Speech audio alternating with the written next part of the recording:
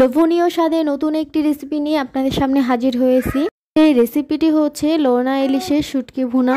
আসসালামু আলাইকুম, কেমন আছেন আপনারা সবাই? আশা করি সবাই ভালো আছেন। এই রেসিপির না জানা কয়েকটা টিপস থাকছে, তাই ভিডিওটি না টেনে সম্পূর্ণটা দেখতে থাকবেন।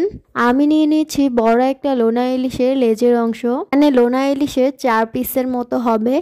ইলিশের শুটকির ভিতরে অনেক লবণ থাকে, আর এই লবণ থাকার ফলে দীর্ঘদিন এই শুটকিটা অনেক ভালো থাকে। এটাকে আমি নর্মাল পানি দিয়ে ধুয়ে নিব। মাছটা পরিষ্কার করাই থাকে, তাও আমি লেজের দিকে একটু ভালোভাবে পরিষ্কার করে নিব। মাছের আঁশগুলো সবগুলো পরিষ্কার হলেও লেজের দিকে যে অংশটা আছে সেখানকার আঁশগুলা খুব শক্ত টাইপের হয়, তাই এগুলা সহজেই উঠতে চায় না। এগুলা আমি ভালোভাবে পরিষ্কার করে নিব। তারপরে আরেকবার নর্মাল পানি দিয়ে ধুয়ে নিব। নর্মাল পানি দিয়ে ধোয়া হয়ে গেলে আমি আরেকবার কুসুম গরম পানি দিয়ে ধুয়ে নিব। শুটকিটাকে আমি এইভাবে পিস করে নিয়েছি, আর পিস করা হয়ে গেলে ছোট ছোট করে কেটে নেব। চলে যাচ্ছি রান্নার প্রসেসে। প্রথমে কড়াইয়ে তেল দিয়ে দিব, আর তেল দেওয়ার পরে আমি এখানে পেঁয়াজগুলো দিয়ে দিব। এখানে আমি 4টা বড় পেঁয়াজকে কুচি করে নিয়েছি। পেঁয়াজটা একটু বেশি দেওয়ার চেষ্টা করবেন, তাহলে খেতে ভালো লাগবে। তারপরে আমি দিয়ে দিচ্ছি এখানে আদা বাটা, রসুন বাটা, মরিচের গুঁড়া আর হলুদের গুঁড়া। এখানে আমি কোনো ধরনের লবণ এড করছি না, কারণ লোনা ইলিশে প্রচুর পরিমাণে লবণ থাকে। আপনি যদি লবণ ব্যবহার করেন তাহলে লবণের মাত্রাটা অতিরিক্ত হয়ে যেতে পারে।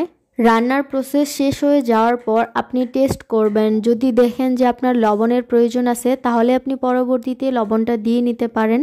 এখন আমি এখানে দিয়ে দিব শুটকি, যেটা আমি কেটে রেখে দিয়েছিলাম। পেঁয়াজের সাথে আদা রসুন বাটাটাকে আমি ততক্ষণ পর্যন্ত ভাজতে থাকবো যতক্ষণ না আদা রসুন বাটার কাঁচা গন্ধটা চলে যায়। এখন আমি এটাকে ভালোভাবে ভাজতে থাকবো। আমি প্রায় 6 থেকে 7 মিনিটের মতো এটাকে ভাজতে থাকবো। সম্পূর্ণ ভিডিও দেখাতে গেলে ভিডিওটা অনেক লং হয়ে যাবে। এটা ভালোভাবে ভাজা হয়ে গেলে কফি মগ দিয়ে 2 মগের মতো পানি আমি এখানে দিয়ে দিব।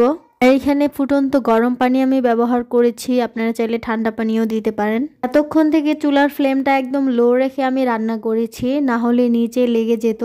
লোনা ইলিশের শুটকির ভুনা রেসিপিটা যদি আপনাদের ভালো লেগে থাকে, তাহলে অবশ্যই একবার হলেও ট্রাই করবেন, কারণ এটা স্বাদে অতুলনীয় হয়েছিল। যারা এই রেসিপিটা একবার খাবে তারা চাইবে বারবার এই রেসিপিটা ট্রাই করার জন্য।